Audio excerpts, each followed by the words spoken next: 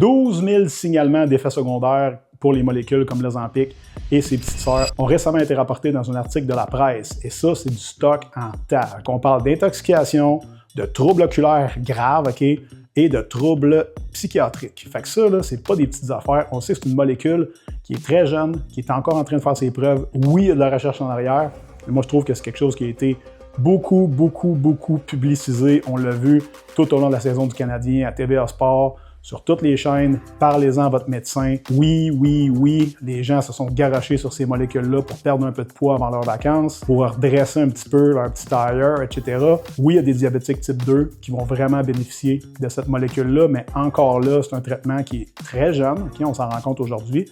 C'est beaucoup, 12 000 signalements. Et pourquoi c'est beaucoup? Parce que ça a été énormément prescrit. C'est d'ailleurs ce qui a été mis de l'avant dans l'article de la presse. Donc, à partir de là, est-ce que ça règle tout pour tout le monde ou est-ce que c'est toxique pour tout le monde? Ça, c'est votre médecin qui va vous le dire. Par contre, quand on voit des choses comme ça ressortir dans les médias traditionnels de cette façon-là, clairement, c'est parce qu'il y a quelque chose qui se passe. Donc, j'invite toujours à la prudence. Oui, parlez-en à votre médecin, mais posez-vous la question suivante. Est-ce qu'il y a des habitudes de vie que je peux modifier aujourd'hui, que je vais devoir modifier de toute façon quand je vais arrêter la médication? Parce que ce qu'on voit avec les sémaglutides, comme l'Ozempic, c'est le poids qu'on perd quand on arrête le traitement.